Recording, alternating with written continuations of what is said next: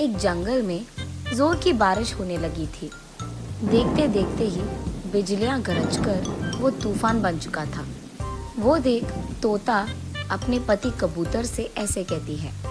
सुनिए, ये देखकर मुझे तो तूफान की तरह लग रहा है।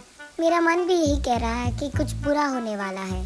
हम अभी उस पर्वत पे मौजूद जंगल में चले जाते हैं। जैसे ही बारिश रुक जाएगा हम वापस आ जाएंगे। हाँ हाँ, आई है देखो भविष्यवाणी।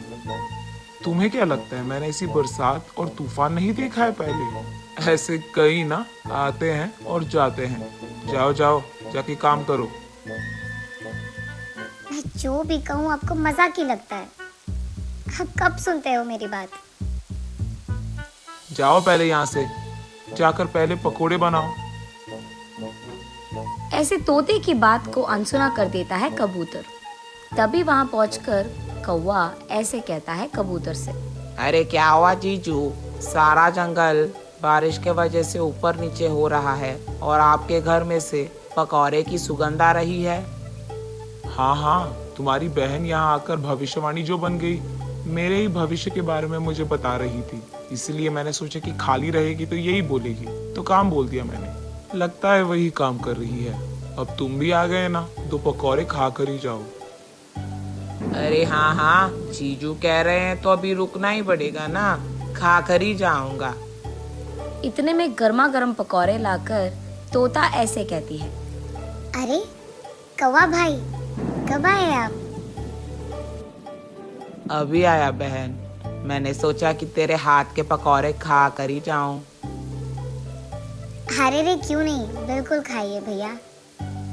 कौवा पकौड़े खाते हुए। और जीजू बताओ क्या हालचाल? क्या ही होगा, सब ठीक ठाक। वैसे ऐसी बारिश में इतने गर्मा गर्म पकौड़े खाने का मजा ही कुछ और है। कितना स्वादिष्ट है। ऐसे खाते रहता है कबूतर। देखो ना भैया, मैं यहाँ इस बरसात से डर कर कह रही हूँ कि उस पर्वत के जंगल पे चले जाते हैं और ये यहाँ पकौड़े खा रहे हैं। कम से कम आप बोलिए ना। क्यों जीजू, बहन के बात के अनुसार हम भी उस पर्वत के जंगल पर चले जाएं क्या? उसकी बातों को ज्यादा भाव मत दो। हमने ऐसे कितने बरसात देखे हैं, ये तो कुछ भी नहीं है। बात तो सही है जीजू, लेकिन ऐसे कुछ कहने ही वाला था कि वैसे तुमने कुछ देर पहले कहा था कि हम भी उस पर्वत पे चले जाएंगे। मतलब इससे पहले तुम्हारी बहन की तरह डर कर कोई हमारे जंगल से गया है क्या? हाँ बोलो। ऐसे जोर से हंसने लगता है कबूतर। दरअसल वो जीजू जाने के सोच में नहीं, बल्कि बहुत लोग पहले से चले भी गए। अरे रे हाँ, क्या डरपोक है सब, पहले से ही भाग गए। वो डरपोक नहीं, अक्लमंद है। बारिश अगर ज्यादा हुआ तो हम उड़ भी नहीं पाएंगे। अभी कम है तो कम से कम पर्वत वाली जंगल पे कम से कम पहुंच पाएंगे। इसलिए मैं भी कह रही हूँ, लेकिन मेरी बातें तो आपको मजाक लगते हैं। रे रे रहने दो, थोड़ा सा ढील छोड़ दिया तो मुझे सिखाने आ जाती है। बहन की बातों में तो सच है जीजू। यार तुम लोग भी ना। और वैसे अगर उतना ही डर लग रहा है तो तुझे भी जाना था ना। ऐसे कबूतर कौवे से कहता है। ऐसे कैसे कह दिया जीजू? आपको बताए बिना क्या मैंने कभी कुछ कहा या किया? तुम लोग जहाँ हो मैं भी वही रहूंगा ना।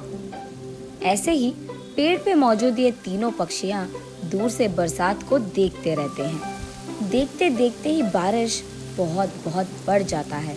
बिजलियां गरजने लगी जोर जोर से और दिन दहाड़े भी इतना बारिश आ गया था कि सूरज दिख ही नहीं रहा था। और क्योंकि वो पेड़ एक घाट में था, पानी पूरा जमा होने लग गया। इतना भरने लगा कि पेड़ तक पहुंच गया। ये देख कबूतर अपने आप में सोचता है कि जितना उसने सोचा था उतना छोटा बारिश तो नहीं है ये। लेकिन उसे डर था कि अगर बाहर ये कह गया तो उसके बीवी के सामने ये छोटा बन जाएगा। इसीलिए कुछ नहीं कहता है और बस यही सोचता है कि जो होगा देखा जाएगा। कौवा तो अंदर ही अंदर डरने लग गया। कुछ और देर बीत गया तो पानी पेड़ के ऊपर तक आ जाएगा। हे भगवान, मुझे तभी चले जाना था जब मेरे दोस्त बुला रहे थे। मैं जीजू के साथ यहाँ अटक गया। हाय भगवान। ये सोचते हुए वो निराश होकर रो बैठता है।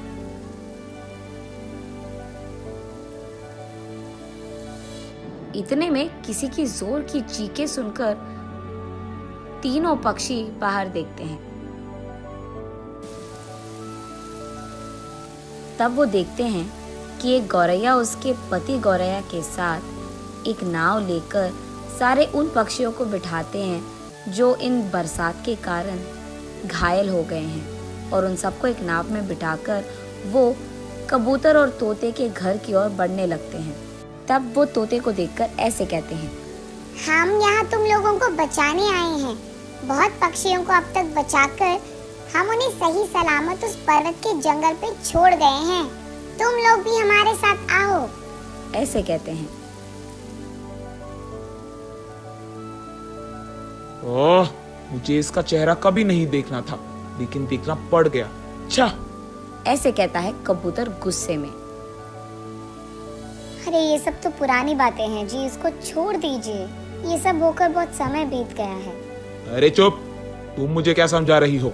उसका चेहरा देखना ही पाप है, और उसके नाव में चढ़ना होगा ही नहीं।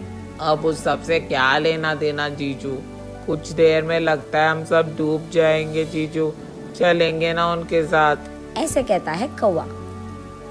देखो, मैं ऐसे कोई ऐरे गहरे से मदद नहीं लूंगा। अगर जाना है तो तुम दोनों चले जाओ, मैं तो यही रहूंगा। ये सुनकर उस कबूतर को अकेले ना छोड़ने के कारण तीनों वहीं रह जाते हैं। ये देख गौरैया को लगता है कि जो लोग पहले नाव में हैं उनको बचाना जरूरी है, इसलिए उनको लेकर वहां से चले जाती है।